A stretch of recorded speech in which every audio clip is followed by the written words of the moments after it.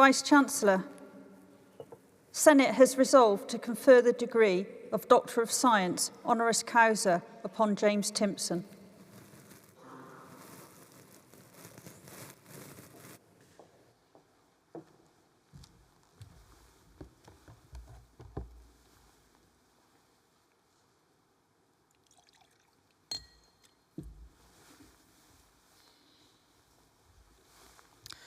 James Timpson was always going to join the Timpson family business, having enjoyed helping out at shops as long as he can remember, and getting his first Saturday job in the Timpson shop in Northwich when he was 14 years old.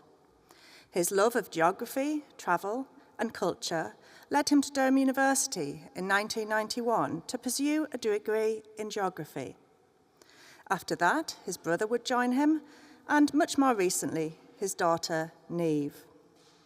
He recounts his time at Hatfield College fondly, living above the Porter's Lodge in his first year before moving out to the Viaduct area. Outside of his lectures, he played rugby, starting in the 4th 15 and eventually playing on one occasion for the first team alongside students who would go on to play in England and for Scotland. Outside of the great academic accolades Durham University is recognised for internationally, Durham's popularity as a place to study comes down to two infamous facts. First, that it was home to what was once ranked the worst nightclub in Europe, Clute. R.I.P. Clute.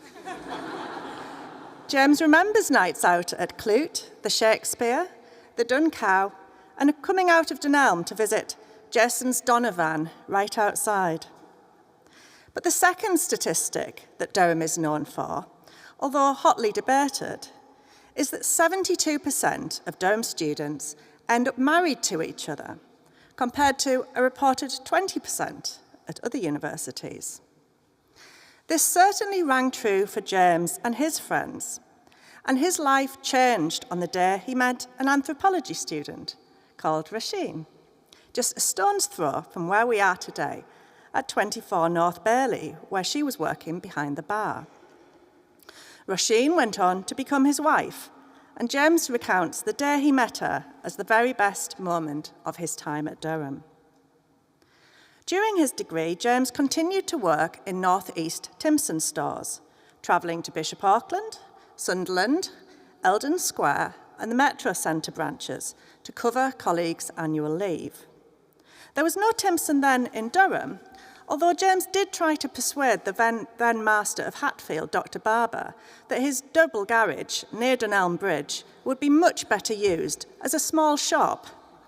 Even James had to acknowledge, though, that it would have turned a greater profit selling alcohol to students than it would shoe repairs and key cutting. On leaving Durham, James returned to the family business. He is now known not only as an innovative businessman and author, but also for his work on prison reform. Growing up as a child amongst many children and young people, 90 in total who were adopted or fostered by his parents, James learned a lot in his formative years about the harms that the criminal justice system could compound. As an adult, his interest was reignited when he and Rasheen were offered a tour of a young offender institute in 2002. And the young man showing him around had no job to go to when he had completed his sentence. "I'll give you a job, Matt," James told him. Matt is still working for Timpson today as a branch manager. From this one job offer, he slowly increased the number to 25, then 60, then 100, and today ex-offenders make up 10% of the Timpson workforce. That's 650 men and women from prison, making them one of the largest employers of ex-offenders in the UK. He has set up training academies in prisons, established the Employment Advisory Board network, conducted a review for the government on prisoner officer training, and has served as chair of the Prison Reform Trust for the last 9 years. He is rightly proud of his work, encouraging other companies to employ prison leavers. And the number of people leaving prison with jobs on release today has grown from 14 to 34%. Prisoners are no different from you and I. They want to go on home to their families after a day of work, to read their kids' bedtime stories at night. They want to be treated as part of society, James says. His work and passion for change is helping this happen for many more ex-offenders, as well as at a more systematic level. Vice-Chancellor, I present James Timpson to receive the degree of Doctor of Science, Honoris Causa.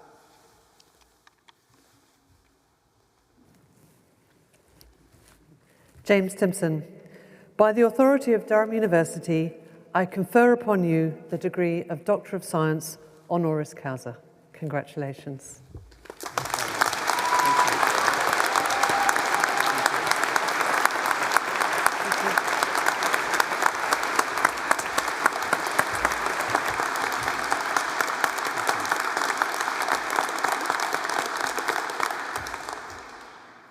Good afternoon, everybody. And first of all, could I not just thank the Vice-Chancellor and everybody from the Durham team who've given me this award and looked after us so well today, but also to all the graduates who've graduated today. Many, many congratulations. The Durham experience for me has been so formative in so many ways. And I actually think about this city, the experiences I had here, every day of my life, and it's always in a positive sense. I don't just think about the friends that we made here that we still have today. In fact, yesterday we went to Wimbledon with 5 of our friends from Durham. It is not just the culture and the people of this city that I think about.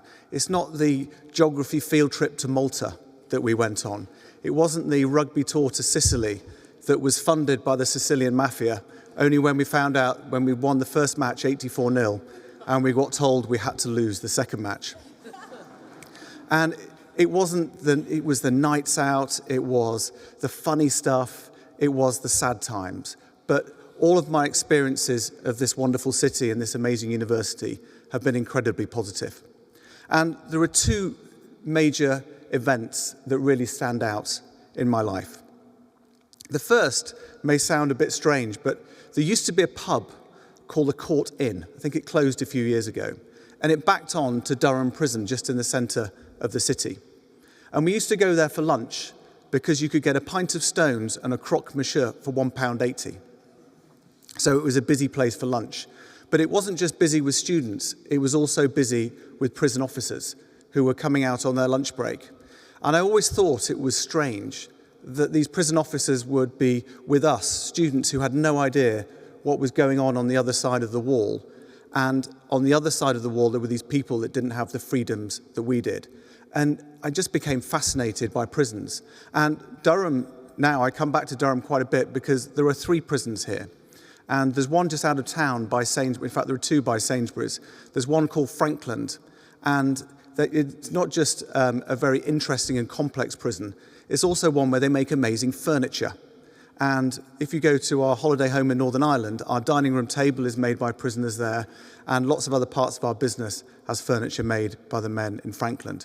But my fascination with prisons and the prison officers, as you heard in the oration, has led to me spending 2 or 3 days a week on prison work, because I find it fascinating that these people who are in prison don't get the second chances that I think they deserve. And one of the things that I would ask our graduates, when you go into leadership roles in the future, look out for people who need a second chance, because often they go through lives with no one giving them that second chance. So when it comes to prisons, Durham really had that initial impact on me. And as was mentioned, from a family point of view, I was very fortunate to one day, in fact, it wasn't 24 North Bailey wasn't actually the first time I met Roisin. When I was walking from Dunelm up to the library one day, this amazingly beautiful woman was walking towards me.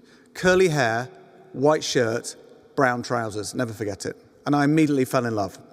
The only problem was, love has to be a 2-way thing. And it took me a bit of time to convince Roisin to go on a date with me, and we eventually went on our first date to Lumley Castle. So we've now been married for 27 years. Our eldest son is called Bede, and our middle son Patrick, and our daughter Neve, who graduated here last year. And it's also wonderful that Rasheen also graduated today. You may have seen her come up here a few minutes ago, because the university were very kindly offered for her to graduate, because when it was her turn to graduate, her granny had died, so she couldn't come to the service. So when I knew I was coming up to get this honorary degree today, I asked if Rasheen could come up as well, and it was kindly granted. So our family is very Durham. My life is very Durham, and I'm very grateful for the whole Durham community, not just for this honorary doctorate, but also for everything that this wonderful city and university has given us as a family. Thank you.